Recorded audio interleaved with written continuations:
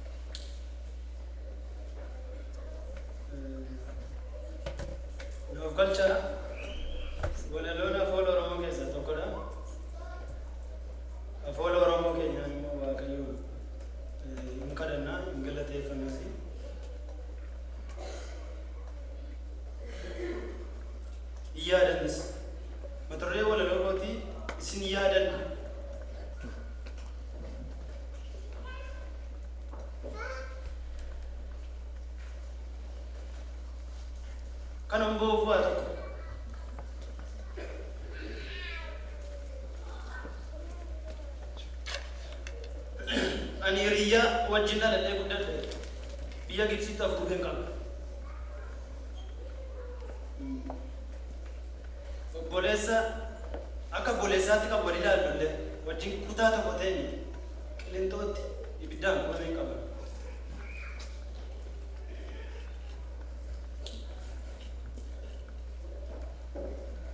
Ani amma yookiin gaaddisaa yookiin abbaan faamiidhaa walitti hin eegamu.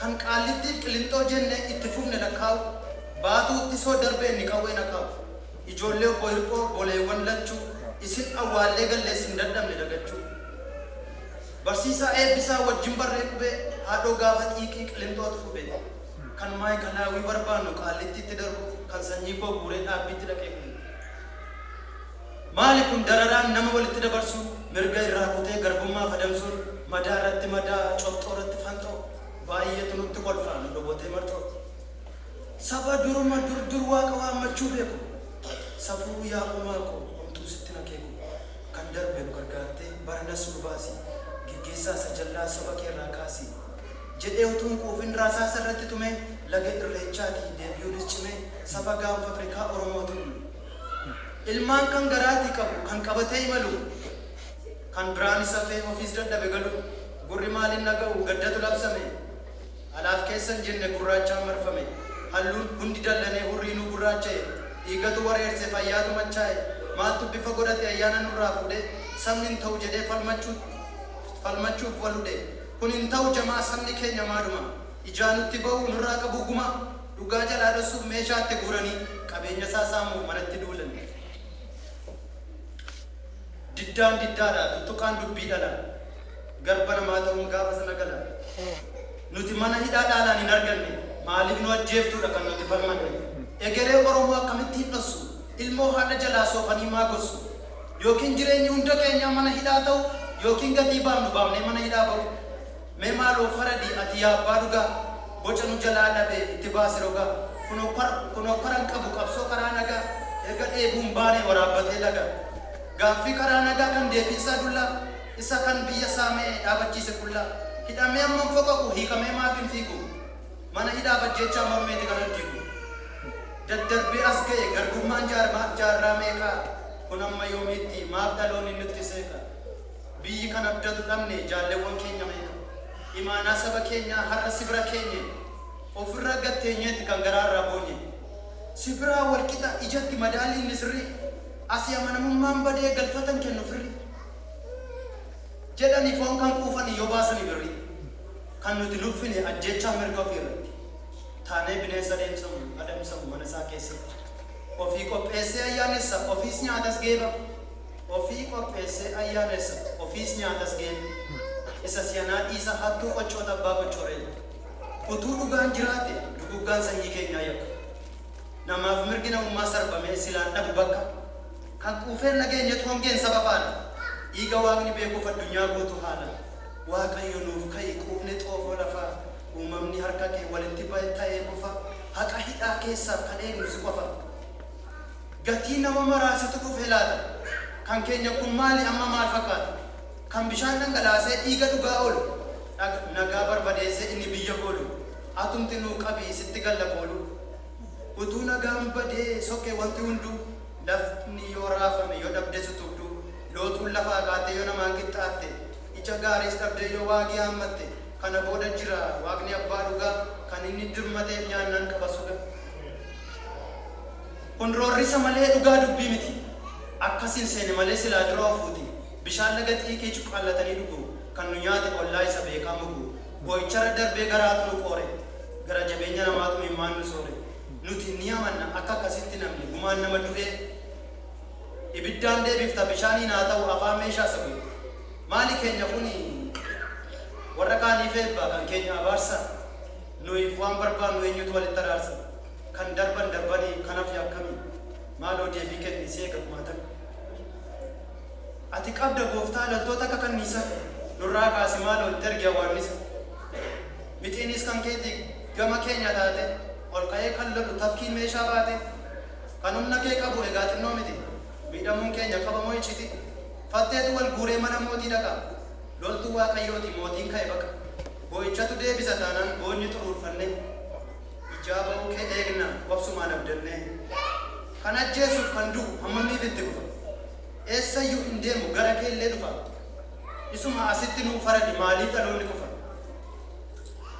amma noo kiristaana maadire kooli koo afaan koon qabadhu dubate garaan koo ani isa miidhame keessaa nama tokko ofittummaaf gochuuf ta'ee mitis tokko hin duune isinoo hojiidhaan jirtu lubbuu aarsaa gootanii eelaa baraa jirtu narraa fagoo jirtus lafa cite dhukkuba ati humna dhabdus waaqni keessi utuba kanaaf ni yaadanna irraanfachuun hin danda'amu maaltu dhossa kana eessa iyyuu haa kaa'amu maaliif hin dubbannu nuyi abbaan kee akkamitti qomannaa isa ajjeas jedhe inni ija nu jaamse maal godhe nutoo gaafa cabsa ijaan wal caalchisee warra dhugaa dabsa diinni nu haleelu nutti seenee dallaa keessa beekettii qaba nu keessaati jallaa dunuunfannes hin ranne beekna akka dhageenyu sirriitti yaadanna irraanfachuu hin dandeenyu saba kee fidhamuutti har'as kan gammaddu mul'ata nagaa akkasiin beekta akka fayyaddu siif kan si fakkaatan yaa Baqqalaa Garbaa har'a isin yaadanna maaltu irra darba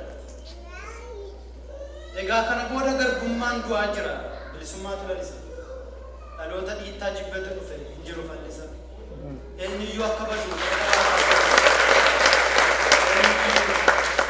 eenyuyyuu akka badu fedha waaqaas miti hunduu akka deebi'u yaadi garaasaa hamma hadhaa qabutti kan hin deemii dhufuuf yoo ati daftee dhufte kun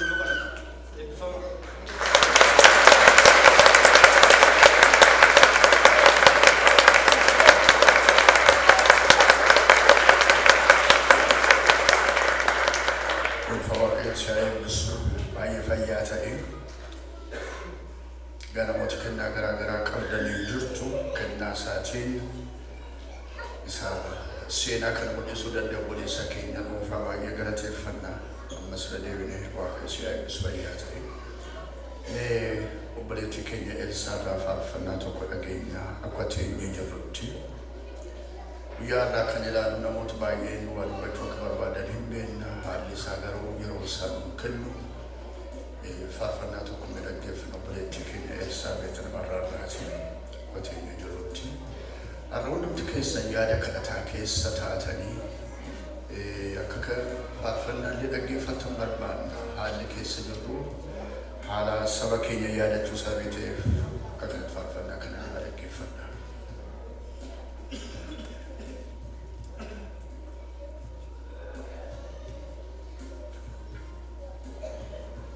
Kan waaqayyo eebbifamu akkaataa kanatti fuula waaqayyo bira teenyee waaqayyo kadhachuu carraa waan nu kenneefi kadhachuu barbaadanii kan kadhachuu dadhaban jiru garuu waaqayyo carraa kan nu kenne erga godhee immoo dhaga'uun beeka waaqayyo kadhannaa keenya kan dhaga'u shakkii tokkoon qabanii kanaaf bari'uu jala yeroo ga'uu dukkanni namaa taa'edha akkasumas immoo dubartiin ciniinsuu ishee yeroo jala ga'u baay'eetti jabaata garuu abdiin jira mucaan yeroo dhalatu gammachuun akka dhufu laftis yeroo baru ifni akka dhufu nunis immoo amma ciniinsuu keessa irra barii jala jirra baay'ee ammaachaa jirra amma barii arginutti amma mucaan dhalatee bilisummaan dhalatee arginutti garuu waaqayyotti hin boone imimmaan koon jigaa akka burqaa bishee galaanaa gaaffii koo deebii dhabee jarraa itti lafanaa gidiraadhaan marfattee biyyi koo sitti gorsii deebii naaf laatti malee hin callisu anis.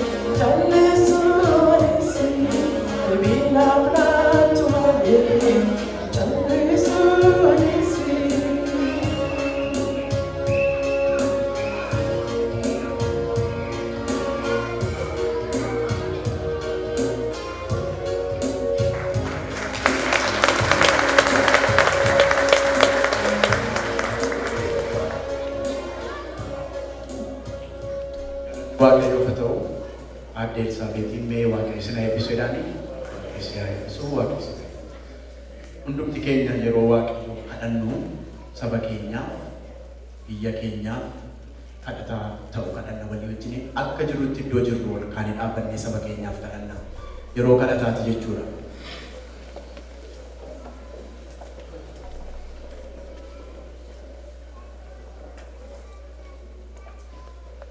Garaan keenya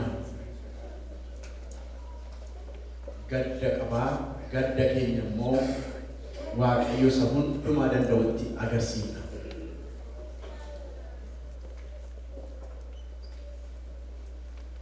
Waaqayyo jira. Waaqayyo jiraataadha. Waaqayyo isa jiraataa, waaqayyo isa teessoo isaarra jiru, isatu nu uume. Nuyi saba Oromooti. Waaqayyo inni kan keenya, waaqayyo isuma saba hundumaa isa biyya lafaa biyya waaqaas uumeedha. Galanni maqaa isaatiif haa ta'u. Yeroo kana isa kadhanna jechuudha. Mee duraan dursee isin gadda keessan yaada garaa keessanii kadhata keessan fuula waaqayyoo duratti akka isinitti dhaga'amutti akka garaa keessanirraa waaqayyoo duratti dhiyeessuu barbaadanitti waaqayyo gooftaa maccaa kadhadhaa. Inni nuu kadhatama, inni gidduu keenya jira, inni as jira, inni kan keenyaa nus immoo kan isaati. Warri waaqayyoon waammatanii illee yaasifamanii, warri waaqayyoon kadhatanii gaddaa hin hafanii. Waaqayyo galgala boo'ichi yoo ta'e ganama immoo gammachuutu ta'aa jedha.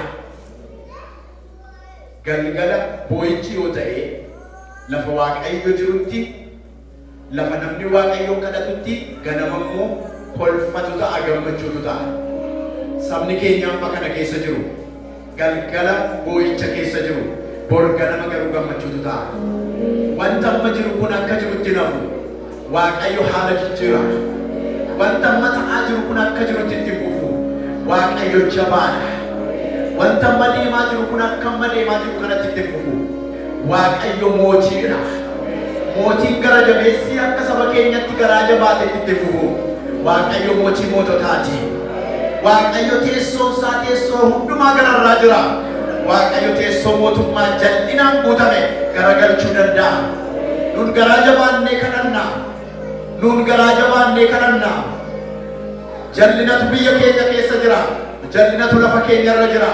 Jal'inatu saba keenya gidduu galee mootiitu jal'inaan saba keenya fixaa jira. Isa kanaaf eenyu nu gorsa gaafannu saba keenyatu mootii isaaniitiif du'aa jira. Waaqayyo garuu mootii moototaati. Isa mootii moototaa ta'e kana isa teessoon isaa teessoo mootummaa caalu kanaani teessoo mootummaa irratti gadi nu bu'e jennaan.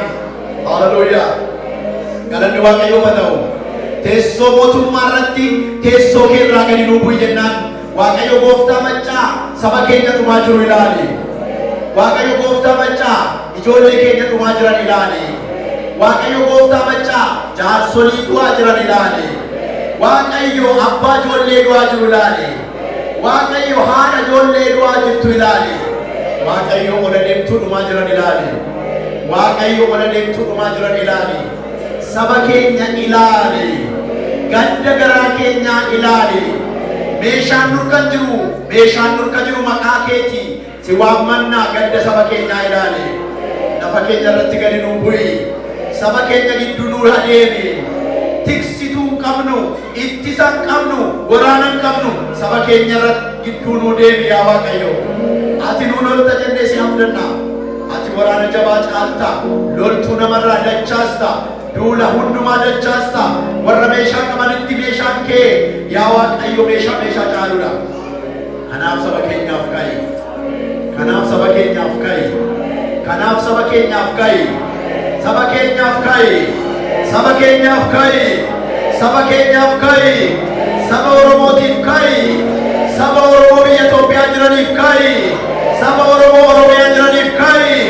Saba Oromoo iddoo jiranitti adamsamaniif ka'i. Teessoo kee irratti teessee jirtu olluu jedhi. Teessoo kee irratti teessee jirtu olluu ka'i. Saba keenyatu ajjeefamaa ajjeefamaa jira. Saba keenyatu afaan qawwee jala jira. Waaqayyo waama. Elaa sabi koo du'aa jira jedhaanii. Elaa sabi koo ajjeefamaa jira jedhaanii. Elaa sabi koo ajjeefamaa jira jedhaanii. Waaqayyo lola Oromoo irratti ka'ee jiru nurraa dhaamsi. Abidda mootummaan saba keenya irratti qabsiisee jiru nurraa dhaamsi. Wallaalchisuu mootummaan saba keenya irratti, holola mootummaan saba keenya irratti geggeessaa jiru nurraa dhaamsi. Jibba mootummaan saba keenya irratti kakaasaa jiru nurraa dhaamsi. Ajjeechaa mootummaan saba keenya irratti labsee jiru nurraa dhaamsi. Saba keenyatu haqa dhabe, saba keenyatu mirga dhabe, saba keenyatu akka dhala namaatti kabaja dhabe. Kanaaf si kadhanna. Gaaffii qabna Waaqayyo. Nuyi uumaa harka keetiiti. Mirga dhabne. Saba keenyatu lafa kan isaanii irratti lafa dhabani. Haala isaanii irratti haala dhabani. Waaqayyo cal jetteen ilaalini. Cal jetteen ilaalini. Cal jetteen ilaalini. Cal jetteen ilaalini. Yommuu eenyummaan keenya lafarraa balleeffamuuf ka'e kanatti cal jettee nun ilaalini. Calluma jettee nun ilaalini. Sagalee kadhata keenyaa dhaga'i. Sagalee kadhata keenyaa dhaga'i. Boo'icha waldaa kanaa dhaga'i. Boo'icha dhayyeessaa dhaga'i. Boo'icha ijoollee dhaga'i. Waaqayyo nu dhaga'i. Waaqayyo ganama kana nu dhaga'i. Hundumti keessa sagalee keessa dhageessaa Waaqayyotti boo'a. Waaqayyo waama. Waaqayyo na dhaga'iidhaani. Nama Waaqayyo dhaga'uudhas nu dhaga'iidhaani. Waaqayyo si dhaga'a nama Waaqayyo. Waaqayyo si dhaga'a saba Waaqayyo. Waaqayyo dhaga'a. Waaqayyo dhaga'a. Waaqayyo dhaga'a. Waaqayyo dhaga'a. Waaqayyo dhaga'a. Waaqayyo lolaadha. Waaqayyo lolaadha. Waaqayyo lolaadha. Nuulola Waaqayyo. Siinola Waaqayyo. Saba keenyaaf hinnola Waaqayyo. Waaqa saddasii waaqessina. Eenyummaa nama balleessuuf kadhataa jirra miti. Hallelujah. Hallelujah. Hallelujah. Baga Waaqayyo keenya taate. Baga akka namni nu ilaalutti nun ilaalle. Baga gara laafessa taate ati. Baga garraamii keenya nu taate ati. Baga Waaqayyo keenya nu taate ati. Hallelujah. Hallelujah. Hallelujah. Lafa keenya keessa adeemi. Saba keenya gidduu adeemi. Rooba diinamas loltuu saba keenya gidduu adeemaa jiru. Itti dhaqi. Warra saba keenya irratti duulanii fi saba keenya gidduu nu dhaabannu yaa Waaqayyo.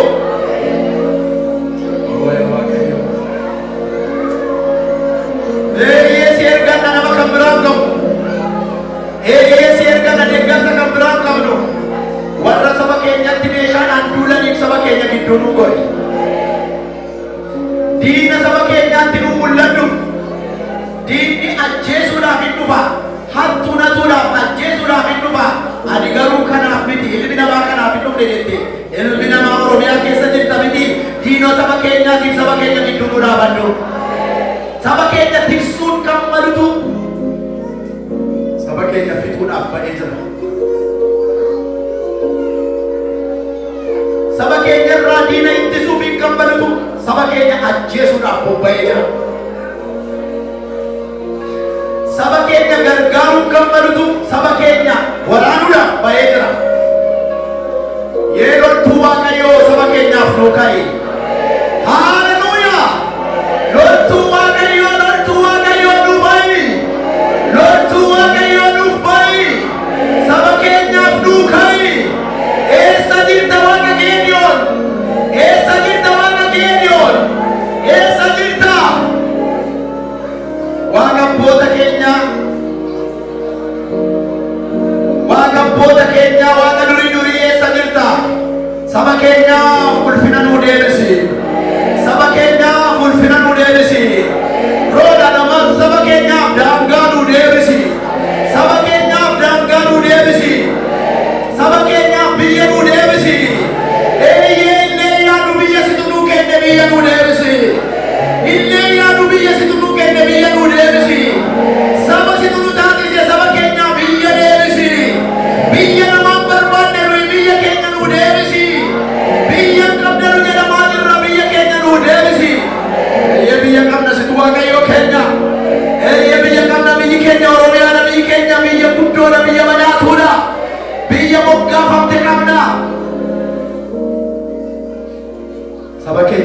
nuu deebisi.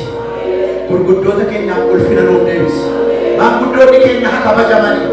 Dubartiin ulfi haa kabajamtu. Durbi keenya haa kabajamtu. Dargaggoon keenya haa kabajamu.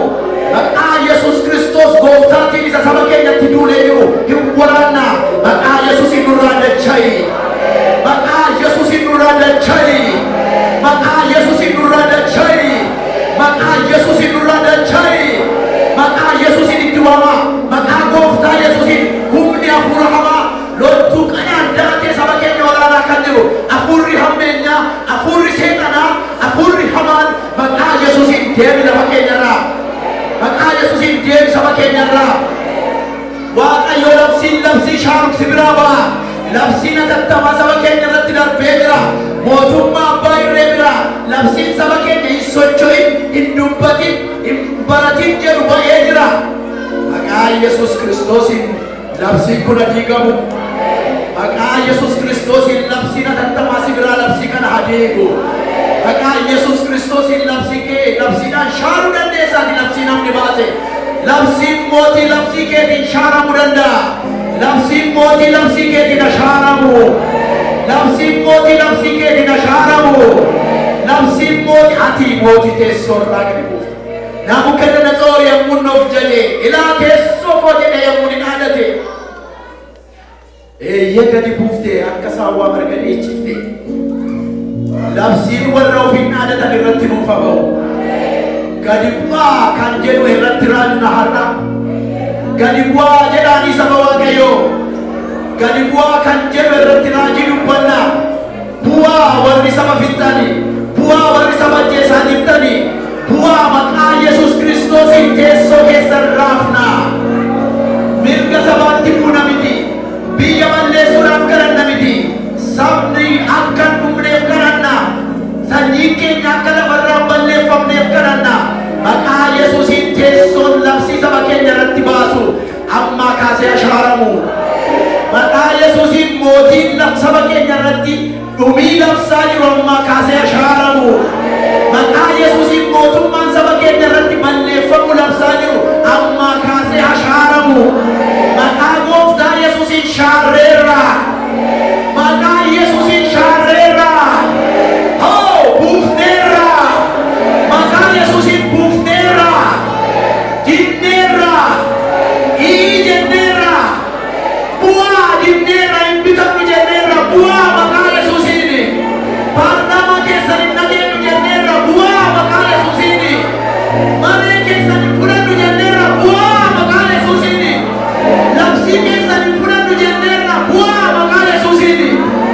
Maqaa gooftaa Yesuusiin abboommi keessan dinneerra. Maqaa gooftaa Yesuusiin ajjeechaa keessan dinneerra. Maqaa Yesuusiin saamicha keessan dinneerra. Maqaa Yesuusiin mirga keenya falmataa jirra. Bu'aa mirga keenya falmataa jirra. Maqaa gooftaa Yesuusiin mareen jal'inaa hadiigamu. Mareen mootummaa jal'aa hadiigamu. Mareen mootummaa abbaa hirree hadiigamu. Sabni keenyaa bilisoo wedhame. Bilisummaan haa dhufu saba keenyaaf jedhame. Mirgi hadeeyu saba keenyaaf jedhame. Kabajni saba keenyaa iddootti deebi'u jedhame. Daangaan Oromoo deebi'u jedhame.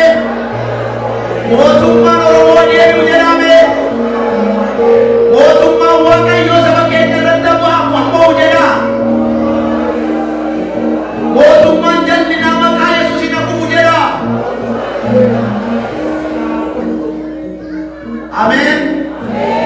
Ameen hafuuf. Ameen hafuuf. Ijoolleen keenya akka dhiigan hin barbaannu ameen maqaa Yesuusiin hafuuf. Sabni keenya akka inni sossodaataa birrataa jiraatu hin barbaannu ameen maqaa Yesuusiin hafuuf. Hangafoonni akka salphatan hin barbaannu maqaa Yesuusiin hafuuf. Bakka darbaa kan fakkaatan akka isaan mareegaatti du'an hin barbaannu ameen maqaa Yesuusiin hafuuf. Ijoolleen yuunivarsiitiidha hammaaramaniidhaan akka isaan gadhiifaman barbaanna hagadhiifaman jedhame. Labsaame hagadhiifamani. Hagadhiifamani. Manni hidhaa duwwaa haa ta'u. Manni hidhaa duwwaa haa ta'u. Namni nagaa hojjete haa ba'u. Namni mirga lamee hidhame haa ba'u. Ameen. Ameen. Hiikaman. Amen ayyakamani. Barri mootummaa kanattaan jedhame. Atumuramu jedhame. Haga'u jedhame. Haga'u jedhame. Maqaa Waaqayyootiin dinneerra jedhame. Hallelujah. Maqaa Waaqayyootiin si dinneerra. Maqaa Waaqa jiraataatiin dinneerra. Maqaa Waaqayyootiin dinneerra. Maqaa Waaqayyootiin siyaasa keessa dinneerra. Aduuchaa keessa dinneerra. Ajjeecha keessa dinneerra. Saba hidhuu keessa dinneerra. Nu saamuu keessa dinneerra. Nu tuffachuu keessa dinneerra. Maqaa Yesuusiin dinneerra. Dinneerra jedha. Dinneerra jedha. Nuun ta'u dinneerra. Ameen dinneerra. Waaqayyo Waaqa keenyatti ta'eef dhaadanna. Eeyyee inamanna jedhaka. Inamanna Waaqayyo hin godha kana. Inamanna Waaqayyo bara nuu fidaa jira. Waaqayyo nu bilisoomsi jedhame. Waaqayyo saba Oromoo bilisoomsi. Waaqayyo ladeebaa keenya nu oolchi. Dhiigi dhangala'uu dhaabbatu jedha. Labsiin ashaaramu jedha. Labsiin atattamaa ashaaramu jedha. Maqaa Waaqayyootiin ashaaramu jedha. Maqaa Waaqayyootiin ashaaramu. Sababii mirga qabnuuf dubbataa jirra saba Waaqayyo. Nama rukutee hin boo'in jedhutu nu bitaa jira. Nama nu kabalee na dhukkuben jedhin jedhutu nu bitaa jira. Maqaa Yesuusiin dinneerra. Maqaa Yesuusiin dinneerra. Kun siyaasa miti amantiidha. Maqaa Yesuusiin dinneerra. Maqaa Yesuusiin mootummaan jal'inaan guutame kana dinneerra. Akauka. Akauka. Akauka. Abuuka. Maqaa Yesuusiin abuu. Maqaa Yesuusiin bu'i jedha. Maqaa Yesuusiin bu'i jedha. Harka keessan mirgaa ol qabaati. Maqaa Yesuusiin bu'i jedha. Maqaa Yesuusiin bu'i jedha. Keenya gooftaan gadi buusuu danda'a jedha. Ameen. Waaqayyo gooftaa machaatiif ulfina kenna. Ameen. Ameen. Ameen. Ameen. Ameen. Ameen. Waaqayyo mootii gootota. Waaqayyo gooftaa gootota. Waaqayyo mootii gootota. Waaqayyo gooftaa gootota. Teessoon kee saba keenya gidduu dhaabbatu. Teessoon kee saba keenya gidduutti kabajamu. Maqaa Yesuus Kiristoosiin kadhata keenya nu dhaga'i. Saba Oromoo biyya abbaa jiruuf garaa tokko kenni. Sabni Oromoo wal kabajee walii wajjin akkasi dhaga'u gargaari. Walii wajjin afaan tokko dubbatee akka saba isaatiif falmu gargaari. Anatu caalaa saba keenya irraa kaasi.